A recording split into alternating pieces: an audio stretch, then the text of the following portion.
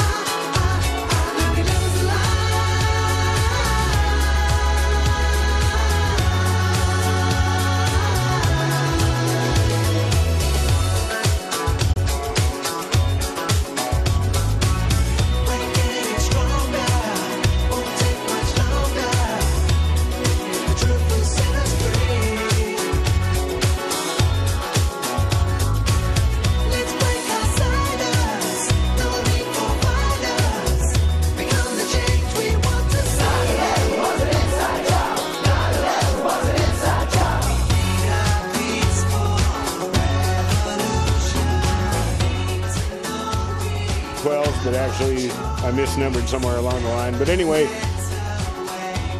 how do you like this look? This is the anarchist look. Only I'm supposed to have a mask over my face, a mask. Anyway, I'm not an anarchist, and I don't need to have sunglasses, although it'd be nice to not have that. There you go. Oh, lost my wig. No. Okay, anyway, my name is Bill Olson, and welcome to another episode of 9/11 Was an Inside Job. We've got a lot to talk about, as usual. Just before the show today, I had one of our local producers walk up to me, and he says, you know, I was watching your show last time, and he says, if I keep watching it, I might begin to believe some of your communist ideas. Communist ideas, well, you know, I have different ideas about what economic system we ought to have. It's certainly not capitalism. You ought to be able to tell by now capitalism is what's pretty much destroying everything we've got. Oh, by the way, I should give credit to that. That's the Freebies, a group called the Freebies, doing the Bee Gees. Let me get my okay, well, anyway. That's one of those ones you find on the internet. David Ray Griffin mentioned that one in his 2006 presentation, Myths. I think it was Myths and Reality. I might be wrong on that one. Anyway, last time we reported about the Fox News reporter Shapiro writing a hit piece against Jesse Ventura. And we had a lot of phone calls coming in on that one, and we're going to open up the phone lines virtually right away. In fact, go ahead and put up that phone number as soon as you get that together. And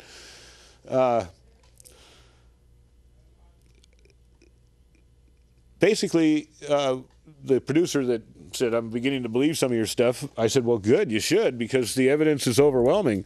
And he wanted to know, you know, what is this stuff about the owner of the building? And we're talking about Larry Silverstein, of course. And by the way, we'll open that up for your comments. What do you think? I mean, it's overwhelming now. If anybody doesn't understand that 9/11 was an inside job, they just either are, you know, executing their mental block, or they're, you know, still hiding from it, or both. I'm the same thing.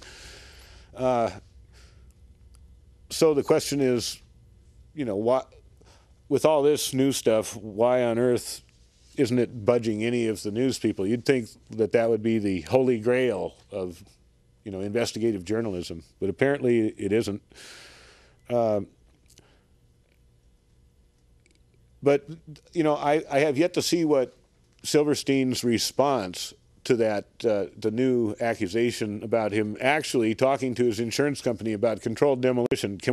He was asking for permission to do controlled demolition on Building 7 on 9/11 if Shapiro's report is accurate.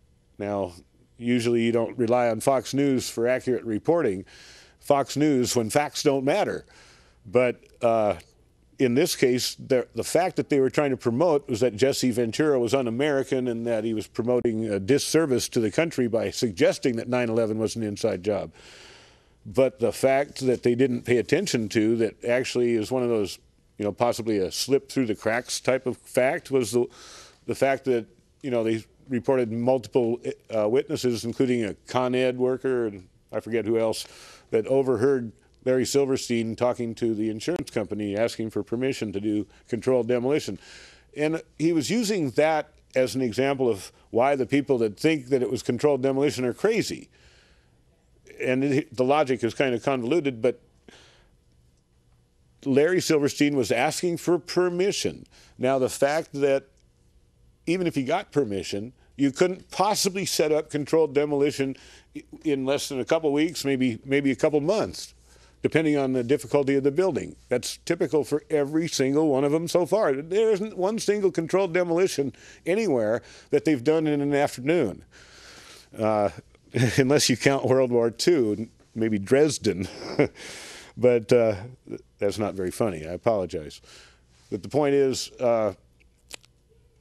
since it takes months to do controlled demolition, it's obvious that Larry Silverstein couldn't have been responsible for the fall of that building with controlled demolition, because he couldn't have put it together, even with permission. But I think it's just a little bit different than that. I think he was asking for permission because he had the ability to bring the building down. I think he had the ability to bring the building down because it had been pre-wired and pre-laden with explosives. There's no way you could do that in the same day, especially with those random fires that were running. Oh, we got the phone numbers up. I don't know if you can see them, but 503-288-4442 and 503-288-4448. Wow, just like the guys on the weather. I'll bet the guys on the weather, though, have it flipped like a mirror. So I could do it better with a mirror image instead of the TV image. I'm not dyslexic. Well, this all comes around to propaganda, and it's an art of manipulating the propaganda, making sure that you get to hear and think just what they want you to hear and think. So we're going to play a cutoff of the next DVD. It's basically showing you, it's a recap of all the first news that hit us the day of 9/11, right as the airplanes hit, or shortly thereafter, as fast as the reporters got on there. They were able to, somehow get so-called expert testimony immediately. These guys knew everything about what was happening, and they told us, and then they repeated it over and over again until the United States people as a mass believed it. Now, we're going to play cut 2 on this DVD as soon as they're ready. Are you ready in there? There you go.